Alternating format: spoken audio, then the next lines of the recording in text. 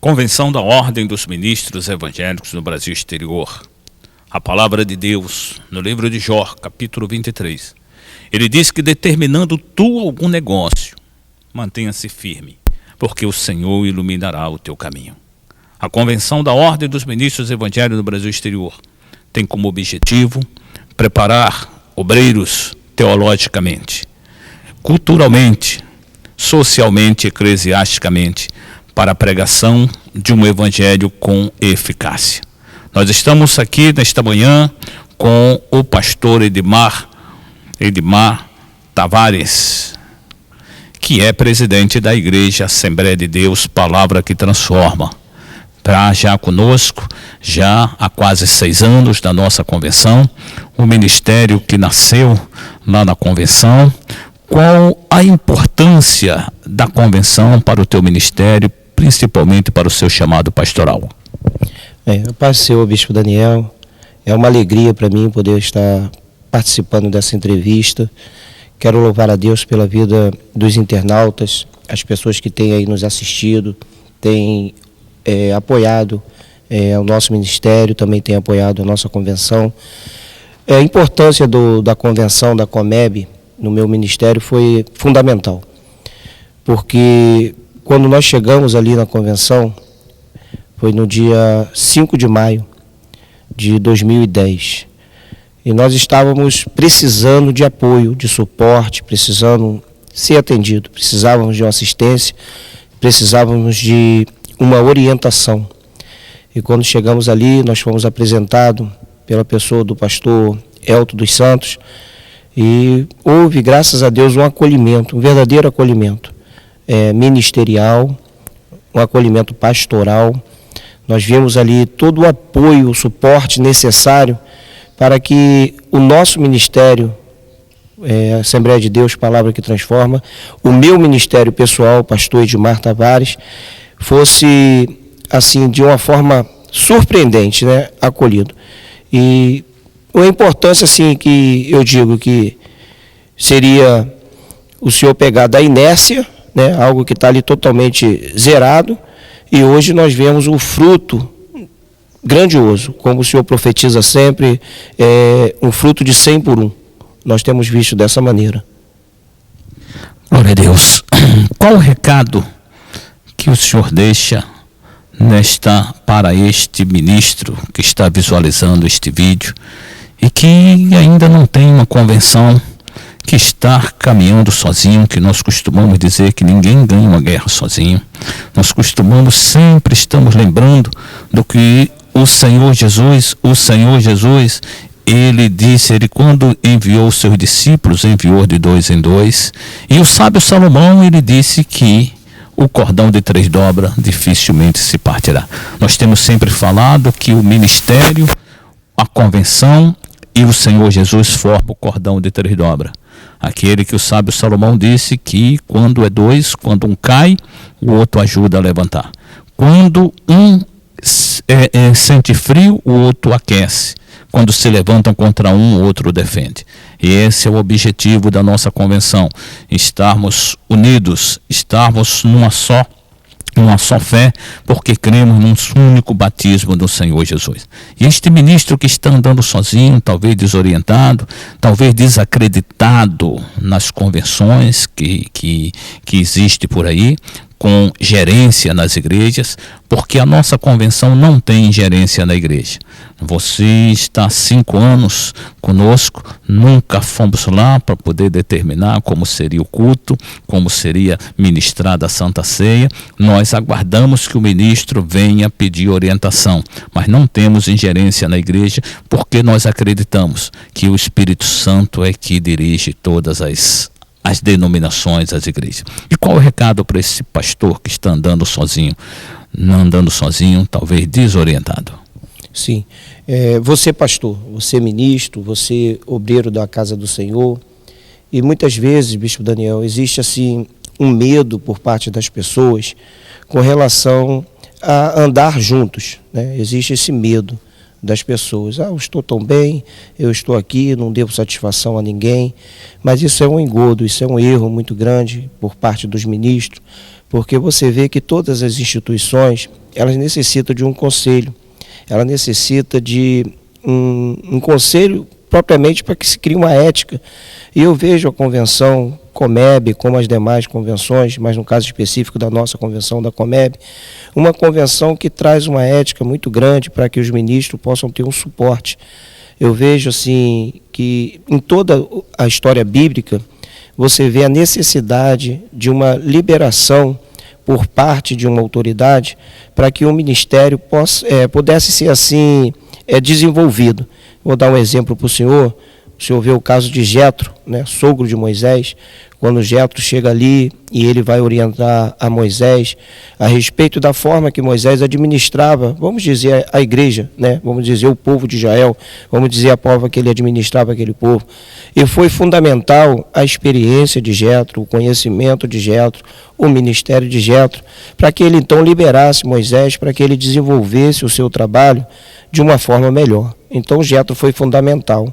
O senhor vê, por exemplo, no caso do próprio Jesus Cristo, quando ele comparece diante de João Batista, né, que na época era o pastor, presidente, era o responsável pela igreja, ou por que não dizer responsável religiosamente, ali como profeta da nação, e ele ali batiza Jesus, e Jesus diz, não, é necessário que eu venha, é necessário que eu cumpra, é necessário que eu esteja também debaixo de uma legalidade de autoridade espiritual.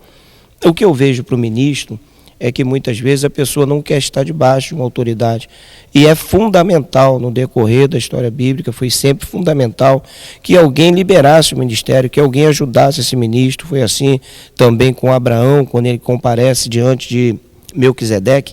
E Melquisedeque ali abençoa Abraão, servo do Deus Altíssimo. Ou seja, Abraão tinha um chamado, Abraão era amigo de Deus, mas foi necessário que Melquisedeque liberasse o ministério.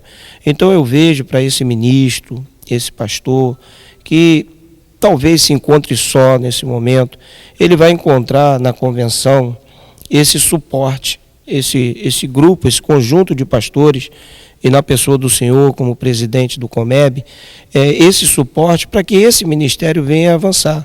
Todas as pessoas que estiveram debaixo de uma autoridade, mesmo sendo ela autoridade, mas elas se submeteram a uma autoridade, a um código de ética, eles submeteram a uma autoridade eclesiástica, essas pessoas foram bem-sucedidas no seu ministério.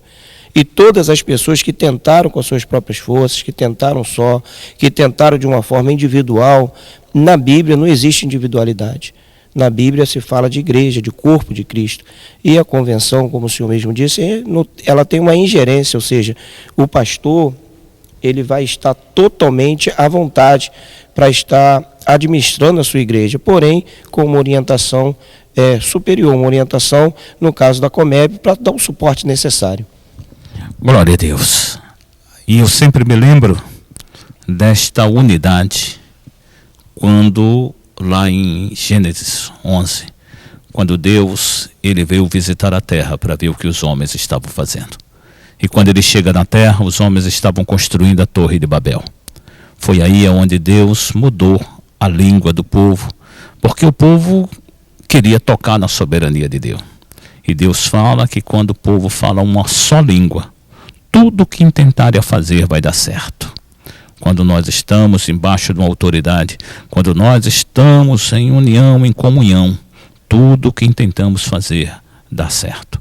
Muitas das vezes, as pessoas, os ministros, dizem, eu quero ser independente. Esta palavra independente não é bênção. A bênção é ser livre, porque o Senhor Jesus nos fez livre. Mas independência é uma palavra demoníaca. Os adolescentes, quando o inimigo ele quer tragar aquele adolescente, ele coloca na mente do adolescente que ele quer ser independente, que ele quer morar sozinho, e com essa independência vem os vícios, vem exatamente o brilho deste mundo que leva à destruição. Mas o Senhor Deus, ele tem nos chamado, ele tem colocado vários conselhos, conselho jurídico, eclesiástico, contábil, conselho e de intercessão na nossa convenção, de homens sábios, vividos, inteligentes, para poder orientar a este pastor que encontra-se andando sozinho, esse pastor que tem, e eu ouvia o pastor Edmar lá em Rio das Ostras, na reunião, quando a pastora, na sua palavra, ela dizia: o bispo nunca incomodou a nossa igreja. O bispo nunca chegou na nossa igreja incomodando nenhum filiado, nunca tem a ligação dele para poder dizer: olha, tem que ser assim, olha, eu estou indo aí, e ela estava dizendo, falando na palavra dela, o que é, como nós deixamos os ministros livres. Mas nós estamos sempre disposto 24 horas por dia para poder orientar. E eu quero estar convidando você. Convenção da Ordem dos Ministros Evangélicos do Brasil Exterior. Eu quero convidar você para vir participar desta família. Você pode conseguir maiores informações através dos telefones 21 36 36 0078, 21 998 44 8265. Você, para poder ter maiores informações, conhecer melhor a nossa convenção, você de todo o país, do exterior, aonde quer que você esteja, entre em contato conosco, porque você vai ter uma orientação. Eu costumo dizer, pastor Edmar, que quando o ministro liga com uma dor de cabeça, nós não temos a cura, porque a cura é Deus que dá. Mas temos sempre um analgésico para aliviar a dor. Temos sempre uma palavra profética, uma palavra de orientação para poder você sair desta situação, deste embaraço que você está. E eu quero, neste final desta visualização, deixar a palavra profética que está lá no livro 2 Samuel, capítulo 22, versículo 33. Quando do rei Davi, ele disse: o Senhor é a minha força e a minha fortaleza, e hoje ele perfeitamente desembaraçará todos os meus caminhos. O Senhor Deus, ele nesta manhã, nesta noite, neste momento que você está visualizando este vídeo, ele está desembaraçando perfeitamente todos os seus caminhos. Pastor Edmar, a sua palavra profética para este ministro que nos vê e nos ouve. Eu libero para o seu ministério todas as sortes de bênçãos espirituais. Eu creio que, juntamente com o Senhor Jesus, com o Espírito Santo, os seus sonhos, seus projetos hão de se realizar. Nunca se esqueça de que juntos, somos mais fortes. Quando nós andamos só, nós podemos até ir mais rápidos, mas quando nós vamos juntos, nós vamos mais longe. Então que nessa manhã você caminhe em unidade familiar, em nome do Senhor Jesus. Glória a Deus. Pastor Edmar, uma oração.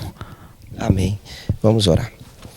Amado Deus e eterno Pai, te louvamos, ó Deus, nesta hora, pela tua presença, Deus querido, nesta casa, neste lar, aonde o teu filho, ó Deus, está visualizando, ó Deus querido, essa entrevista. Ó Pai Santo, que a tua presença seja notória, que o teu Espírito Santo, ó Deus, possa operar de forma grandiosa. Eu abençoo no nome de Jesus, ó Deus, a vida desta pessoa, ó Pai querido. Se porventura, ó Deus querido, existe alguma impossibilidade humana, nesta hora, ó Deus, que o Senhor entre, porque o Senhor é o Deus do impossível. Que o Senhor opere em nome de Jesus. Amém. Glória a Deus e que o Senhor te abençoe e te guarde.